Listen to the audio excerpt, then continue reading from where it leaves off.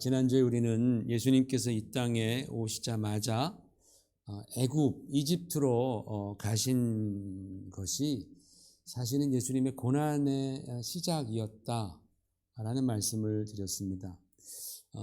그 예수님이 이집트에 그 어린 아기로서 가신 것은 그 고난은 우리들에게 있어서 굉장히 중요한 의미를 갖습니다. 왜냐하면 이스라엘 백성들은 과거 경험으로 인한 그런 상처와 트라우마가 있었습니다. 민족적인 열등감으로 그렇게 작용을 하는 거죠. 과거에 자기 조상들이 애굽에서 종으로 400년이 넘도록 종살이를 하면서 그로 인하여 온갖 학대와 고통과 절망을 경험했고, 게다가 또 광야에서 하나님의 도우심을 받았음에도 불구하고 그곳에서 하나님께 대한 그런 불순종과 불신앙까지 그런 굉장한 그런 그 고난의 시절이 있었습니다. 그리고 그것이 그때 끝난 것이 아니라 그 당시에도 계속되고 있었죠. 이게 엄청난 민족적인 상처였다라는 거예요. 그리고 주님께서는 애굽으로 가심으로써 바로 그 이스라엘 백성들, 하나님의 백성들이 경험했던 그러한 고통, 그러한 절망들을 몸소 느끼고 체험하신 겁니다. 그게 어떻게 가능하냐라고 여러분 물으실 수도 있겠지만은, 예전에 제 친구 어머님이 칼기 폭파 사건 때 그 비행기에 계셔서 돌아가셨습니다. 그 슬픔 이루 말할 수가 없는 거죠. 근데 나중에 뉴스를 보니까 그 유가족이 그 비행기가 떨어졌던 그 자네와 시신들이 그래서 수장된 바로 그 바다를 함께 찾아가더라고요. 그래서 그때 그 상황을 다시 한번 고스란히 그들이 마음에 담으면서 아파하고 슬퍼하고 단식하는 거예요. 사람들은 물어볼 수 있습니다. 뭐하러 거기까지 돈 들여 가느냐라고 쉽게 말할 수 있지만, 유족들은 그게 아닌 거예요. 거기가 너무나 중요한 겁니다. 그렇게 멀리 가족에 떨어져서 외롭게 돌아가신 그 사랑하는 분이 그 안에서 경험했던 그 두려움과 고통과 절망을 그곳에 가서나마 함께 나누고 싶은 그런 마음이 계셨던 거예요. 예수님께서도 그런 이유로 애굽에 가시는 겁니다. 바로 그 백성들의 그 고난을 그분이 짊어지기 위해서, 그 과거의 그 아픔들을, 그 상처들을 주님께서 경험하기 위해서. 그 주님께서 우리가 과거에 경험한 두려움, 어려움, 고통, 절망들을 주님께서는 아신다라는 겁니다. 그리고 치유해 주십니다. 그래서 우리가 주님 앞에 내 과거의 아픔과 죄악들을 다 내려놓을 때 그것마저도 우리 주님께서는 짊어져 주시고 우리를 상처에서 또 과거의 트라우마에서 해방시켜 주시는 줄 믿습니다. 그래서 우리는 그 주님께 언제나 감사함으로 나아가는 거예요. 우리가 주님의 십자가 앞에 내려놓지 못할 그런 짐들, 그런 상처, 그런 경험들이 없습니다. 자, 오늘은 예수 고난 시리즈 두 번째 시간입니다. 최근에 한국에서 굉장히 큰 이슈가 된 사건이 있었습니다. 여러분 잘 아시죠? 바로 한국 축구 국가대표 선수들 간에 벌어진 일입니다. 좀 어리고 그리고 국가대표 경험이 없는 한 선수가 자기보다 대선배이고 자기보다 거의 10년 이상 형인 한 선수에게 대들며 기사로는 주먹질을 했다 안 했다 그러는데, 어쨌든 그런 사건이 벌어졌습니다. 이 사건으로 인해서 이 어린 선수는 자신의 그 특출한 실력에도 불구하고 온 국민의 공분을 샀죠. 왜냐? 하극상이 발생했기 때문에 그렇습니다. 또 가끔 뉴스에서 우리가 등장하는 또 다른 하극상은 우리나라 학교에서 일어나죠. 학생이 선생님을 때렸다라는 겁니다. 여러분, 선생님의 입장에서 그 제자에게 맞았을 때 그 기분을 한번 생각해 보십시오. 얼마나 참담하겠습니까? 그렇죠? 이거는 경험해보지 못하는 사람은 사실은 쉽게 말할 수 없는 그런 참담한 그런데 부모가 와가지고 100배 사죄해도 모자랄 판에 오히려 더 선생에게 손가락질하면서 당신이 어떻게 했길래 그 따위로 하냐고 그렇게 말할 때에 그 모욕감, 그 수치, 그 좌절감은 사실 이루 말할 수 없을 겁니다. 정상적인 사람이라면 그런 사건을 봤을 때에 함께 붕괴하게 되는 거죠. 뭐 축구 선수들이야 같은 선수들끼리니까 접어두고 그 선생님의 경우 마음은 정말 어렵습니다. 힘듭니다. 뭐 친구들끼리라면 티격태격 치고받고 그랬다면 그 상처가 나면 뭐 그다음에 또 우리가 또 놀잖아요, 같이. 그런데 하극상은요, 정신적인 상처가 굉장히 큽니다. 예수님께서 공생애를 시작하실 때에 주님은 마귀에게 시험을 받으십니다. 헬라어로 시험, 페이라스모스라는 단어는 시험이라는 뜻도 있고 또 템테이션, 유혹이라는 그런 뜻도 같이 있습니다. 그리고 시험이라는 뜻 안에는 당연히 테스트라는 의미가 들어가 있습니다. 여러분, 사탄이 우리같이 부족하고 연약한 인간을 테스트하고 유혹하고 시험해도 우리가 기분 나쁘잖아요. 화가 나잖아요. 내가 하나님의 자녀인데 네가 막 우리 가족을 이렇게 시험하고 유혹해? 아니, 다른 사람이 나를 테스트하고 시험해도 기분 나쁘잖아요. 그렇잖아요. 그죠? 네가 뭔데 나를 시험해? 얼마나 기분 나빠요. 그런데 감히 사탄이 하나님의 아들을 시험한다라는 거예요. 그럼 한번 잘 생각해 보십시오. 아마 이런 각도에서 여러분이 이 본문을 어쩌면 처음 생각할 수도 있습니다. 사탄은 피조물입니다. 사탄은 하나님처럼 영원 전부터 영원까지 존재하는 그런 존재가 아닙니다. 사탄은 그의 날이 정해져 있습니다. 시작점이 있었고 그리고 마지막 심판 때에 그는 영원한 지옥으로 이제 떨어져 멸한다라고 요한계시록에는 우리에게 말씀하고 있습니다. 그런 피조물이 감히 하나님의 아들이신 예수님을 테스트한다라는 거예요. 시험해 본다라는 거예요. 간을 본다는 거예요. 이게 여러분 주님의 입장에서 볼 때는 얼마나 이것이 모욕적입니까? 이거는 여러분 창조 이후에 이 땅에서 일어난 하극상 중 최악의 하극상입니다. 그 어떤 하극상, 아까 우리가 말했던 그 제자가 선생님을 때리는 그것만 들어도 우리가 막 그냥 저럴 수가 있나라고 막 우리가 치를 떨게 되는데 그런 것과는 비교할 수 없는 피조물이 바로 창조주 하나님을 대놓고 시험한 하극상이 바로 오늘 이 본문의 말씀이다라는 거예요. 그런데 여러분 진짜 신기한 것은 예수님께서 그런 하극상의 시험, 테스트를 받아주셨다라는 거예요. 한 번도 아니고 3번씩이나 받아주신다라는 거예요. 진짜 깜도 안 되는 주님, 시쳇말로 정말 한 주먹이면은 날아갈 만한 그런 상대를 우리 주님께서는 받아주시는 거예요. 왜 받아주실까?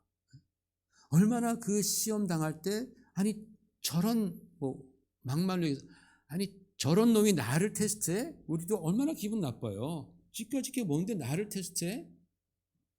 나보다 훨씬 못난 놈이? 한 방에 그냥. 얼마나 테스트 받는 입장에서 자존심이 상하냔 말이에요. 근데 우리 주님께서는 얼마나 힘드셨겠습니까? 여러분, 마귀가 예수님을 시험한 내용을 여러분 잘 아시잖아요. 한번 생각해 보세요.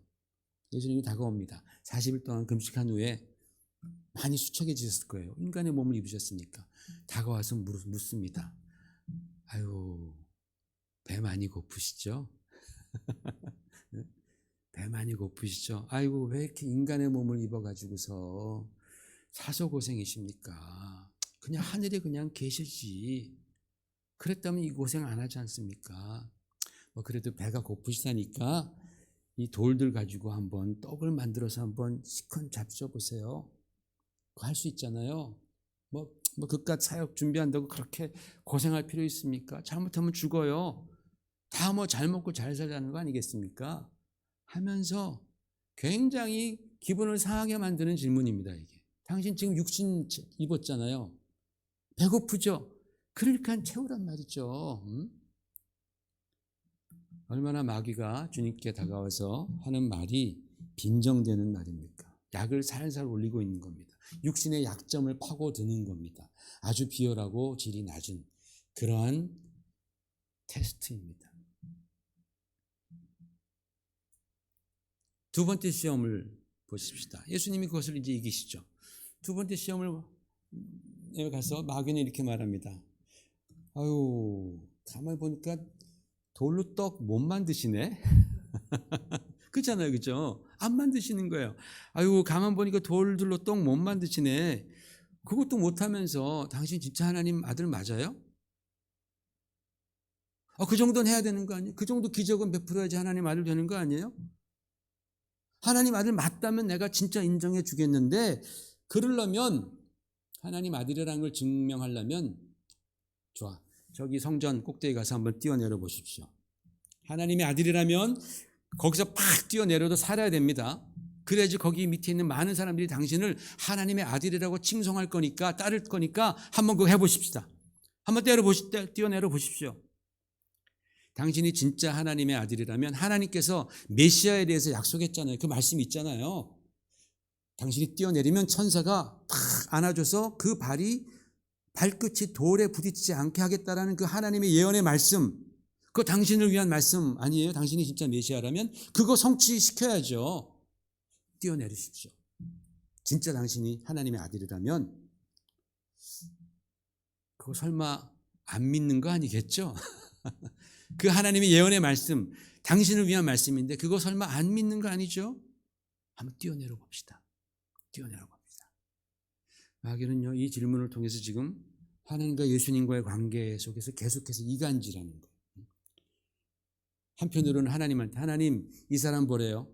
이 사람 지금 하나님 말씀 안 믿어요. 안 뛰어내립니다. 하나님 말씀 성취해야 되는데 그거 안 하고 있습니다. 안 뛰어내린다잖아요. 아니, 당신은 하나님 말씀도 안 믿으면서 무슨 공생애야. 말씀도 안 믿으면 어떻게 하나님 계획하신 그 큰 계획, 인류 구원을 어떻게 성취하려고 합니까? 라고 하면서 마귀는 지금 계속해서 그 예수님의 마음을 흔들어 놓고 있는 거예요. 한 줌도 안 되는 녀석이 계속해서 깝죽대고 있다라는 거죠. 그런데 주님께서는 그래도 참고 계시는 거예요. 꼭 참고 그 굴욕을 다 당하십니다. 테스트를 받는 거예요. 그러니까 세 번째 테스트를 합니다. 마귀가 말합니다. 거봐요. 당신 지금 하나님의 아들로서 아무것도 나에게 보여준 게 없어. 저 돌들로 떡도 못 만들지. 저기서 뛰어내려서 하나님의 말씀, 메시아에 대한 하나님의 말씀도 성취하지 않지. 아무것도 안 하고 있어. 당신은 지금 하나님 아들 아니잖아요. 못하잖아요. 아무것도. 그러니까 나한테 절하시오. 나한테 절하시오. 당신 마음속에 있는 그 큰 원대한 꿈, 그거 내가 다 이루어 드리리다. 나한테 절하고 하나님과의 관계 끊고 나와 손 잡읍시다. 내가 당신이 원하는 거 내가 다 줄 테니까. 이 세상의 부귀영화, 이 세상의 모든 민족 사람들 영혼 내가 다 드릴게. 사실 그거 원하는 거 아닙니까? 라고 마귀가 세 번째 꼬드기는 겁니다. 마귀의 계략이 참 치밀하지 않습니까?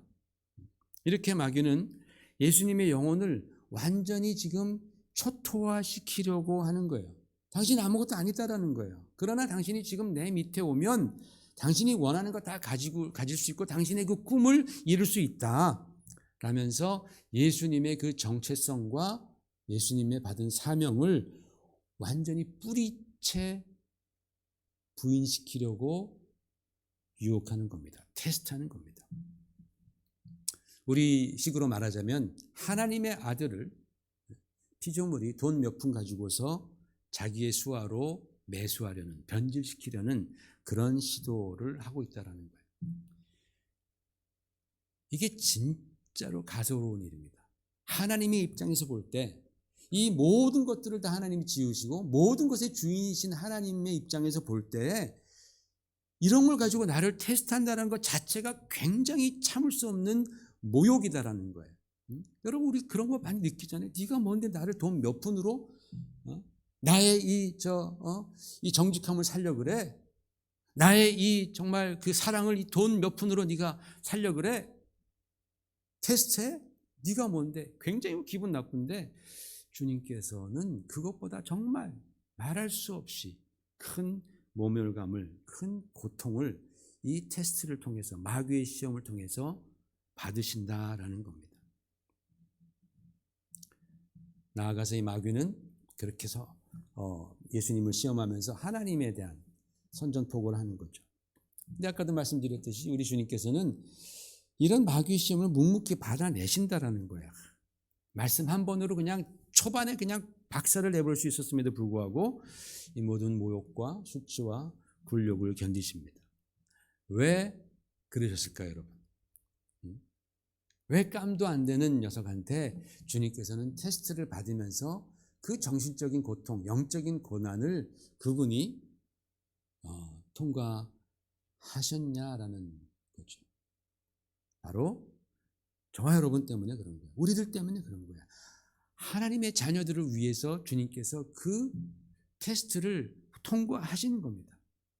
저는 우리 주님께서 마귀의 시험을 굳이 받지 않으셨다 할지라도, 또 받으셨다 하더라도 3번까지 안 가고 그냥 초반에 박살냈다 할지라도 주님께서 이 땅에 오셔서 우리를 구원하시려는 그 목적을 이행하는 데에는 전혀 아무런 문제가 없었다고 생각을 해요.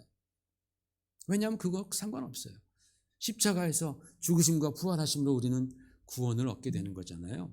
그런데 우리 주님께서는 마귀로부터 이 하극상의 대적을 받으셨고 모욕과 치욕적인 테스트를 다 받으신 겁니다. 그런데 그렇게 받으실 때 주님은 하나님의 입장에서 받는 것이 아니라 바로 저와 여러분과 같은 연약한 인간의 입장에서 바로 그 테스트를 받아주셨다라는 거예요. 왜?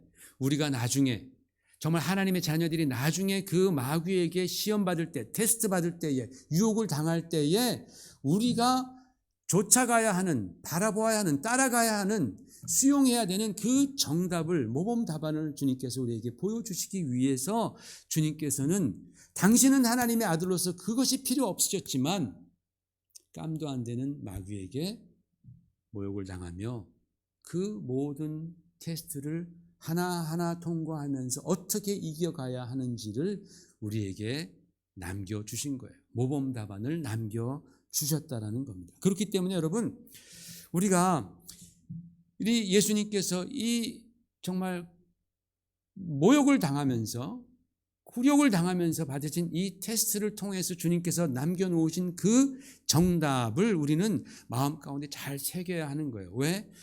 그것이 바로 우리를 위한 거기 때문에, 주님을 위한 게 아니에요. 주님은 그거 필요 없어요. 주님은 한 방이면 그냥 모기 잡을 때 딱 하면 그냥 싹 사라지는 것처럼 한 방이면 없어지는데 주님께서는 그냥 그걸 다 경험하셔요. 왜? 저와 여러분 위해서 그렇게 따라 하라고 말입니다. 그 첫 번째 시험에서 주님께서는 이렇게 말씀하지 않아요? 빨간 글씨 시작. 사람이 떡으로만 살 것이 아니요 하나님의 입에서 나오는 모든 말씀으로 살 것이니라 라고 주님 말씀하시는 거예요. 이게 무슨 뜻이냐면 여러분, 인간이 그저 육적인 존재가 아니다라는 뜻입니다. 여러분, 우리 육신은 굉장히 중요합니다. 저와 여러분이 갖고 있는 육신은요, 하나님께 주신 정말 놀라운 선물입니다. 얼마나 비싼 건지 몰라요. 머리칼 하나하나 진짜 소중합니다. 머리가 많을 땐 모르는데 빠지기 시작하면 진짜 머리칼 하나가 얼마나 소중한지 몰라요. 머리칼도 그렇게 소중한데 다른 건 얼마나 더 소중해요. 너무나 귀한 것이 육신입니다. 육신 잘 관리해야 됩니다. 그러나 육신 중요하지만 그렇다고 해서 내 안에 영혼이라는 존재가 있다라는 것을 망각하면 아니 됩니다. 안 됩니다. 왜냐하면 우리 육신은 아무리 귀해도 반드시 멸하지만 내 영혼은 영원 불멸하기 때문에 그렇습니다. 아멘이시죠? 네, 아멘이시죠? 그래서 우리는 우리의 영혼을 먹여야 하는 겁니다. 내 영혼을 먹여야 합니다. 내 영혼을 내가 돌봐야 합니다. 내가 먹지 않으면 내 육신에 누가 먹여줍니까? 아무리 먹여줘도 내가 안 먹으면 안 먹잖아요. 아이들 1살짜리도 하고 안 먹으면 아무리 엄마가 넣어줄라 해도 안 먹잖아요. 내 영혼 내가 먹여야 합니다. 부지런히 챙겨줘야 합니다. 그렇지 않으면 나이가 들어서 점점 육신이 쇠하게 되면 이건 기정사실입니다. 피할 수 없습니다. 저나 여러분이나 지금 점점 더 나이가 들어서 점점 육신이 쇠해져 가고 있습니다. 만약에 내가 육신이 쇠해가면서 내 영혼을 내가 돌보지 않는다면 내가 쇠해졌을 때 우리 인생은 진짜 허무해지고 보잘것없는 그러한 쓸쓸한 인생이 되고 맙니다.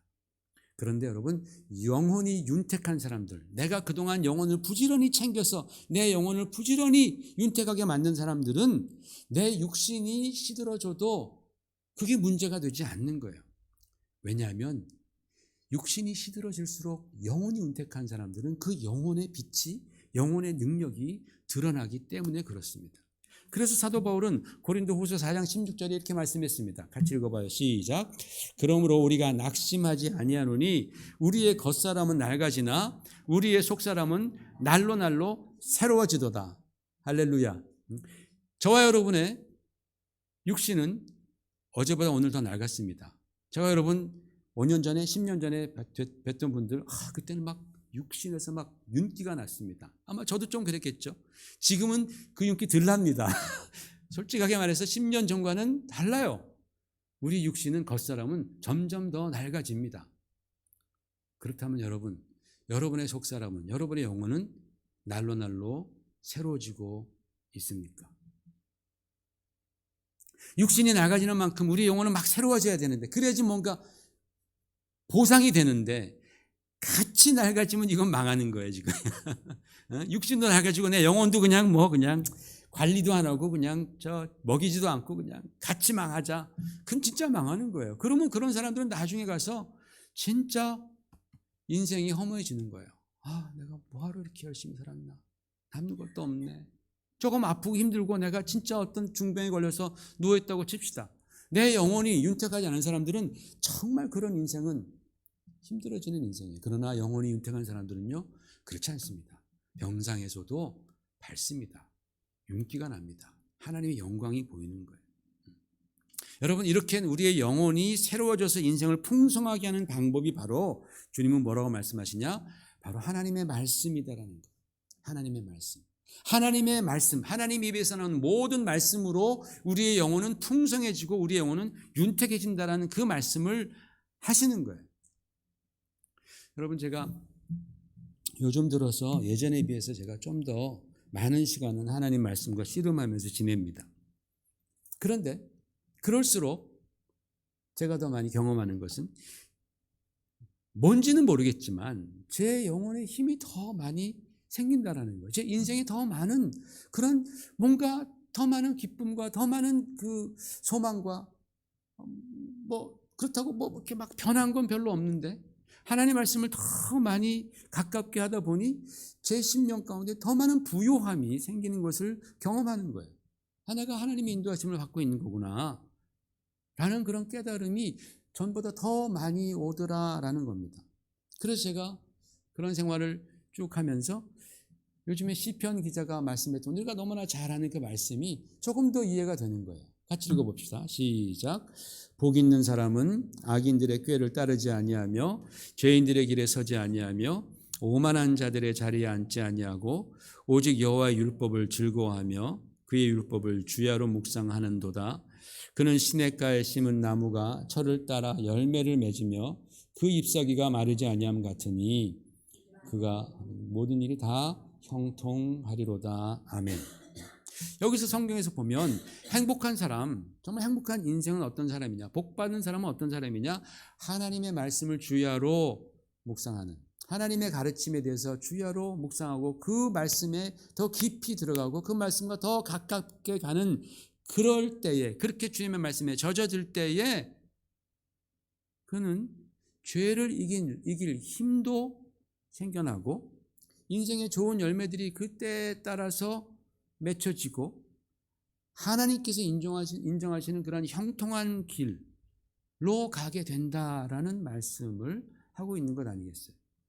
하나님의 말씀을 우리가 더 정말 가깝게 하고 그 말씀에 젖어들 때에 우리는 잘 몰라요. 말씀에 대한 그 능력이 얼마나 우리 가운데 크게 역사하는지 우리는 잘 몰라요. 마치 우리가 영양제를 먹잖아요. 비타민을 먹고 마그네슘을 먹고 뭘 먹잖아요. 먹을 때 그게 어떻게 작용해서 어떻게 내가 건강해진지 잘 모르지만 아유 홍삼을 먹었더니 요새 참 아침에 일어나는데 참 개운하더만 어떻게 역사하는지 몰라요. 근데 하여튼 좀 좋은 것 같아. 네? 비타민을 먹었더니 뭐 잠도 잘 자는 것 같고 눈도 크게 떠지는 것 같고 막 그래. 잘 모르지만 그런 역사가 있는 것처럼 하나님의 말씀을 우리가 자꾸만 깊이 접하고 그 말씀에 젖다 보면 그 말씀이 역사하는 그 포션이 있다라는 거예요. 그 능력이 있다라는 거예요. 우리 영혼에 주시는 그 하나님의 말씀의 능력이 임하는데 우린 잘 설명할 수가 없어요. 그래서 해보라는 거예요. 해보면 그러면 알게 된다. 당신의 인생이 그 하나님의 말씀으로 말미암아 옳은 궤도에 올라가고 하나님께서 기뻐하시는 그런 삶, 그 하나님의 기쁨이 우리 가운데에 전달이 되어진다라는 거죠.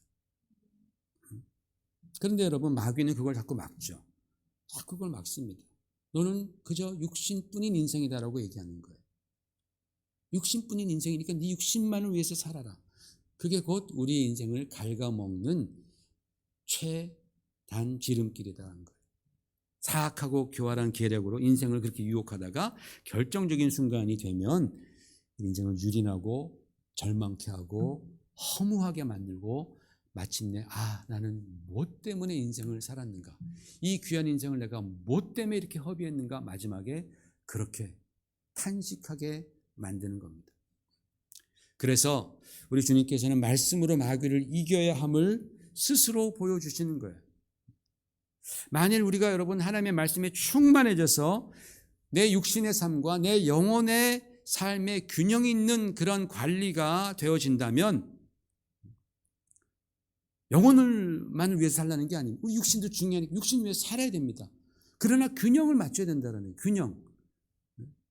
그렇게 균형 있는 그런 관리가 된 인생이 되면요, 그 다음에 주님께서 경험했던 두 번째 테스트, 세 번째 시험들은 전혀 문제가 되지 않습니다. 왜냐하면 뭡니까? 두 번째 시험이 하나님 시험하라는 거 아니겠어요? 말씀에 젖어 있는 사람이 하나님 시험하겠어요? 세 번째 시험이 뭡니까? 마귀에게 절하라는 거 아니에요? 우상에게 절하라는 거 아니에요? 황금에게 절하라는 거 아니에요? 말씀에 젖어 있는 사람이 거기에 절하겠어요? 당연히 안 하죠. 하나님께만 경배하게 되어 있습니다. 말씀에 젖어 있으면 다른 거 아무런 문제가 없다라는 거예요. 여러분, 우리는 마귀의 유혹에 한치도 양보하면 안 됩니다.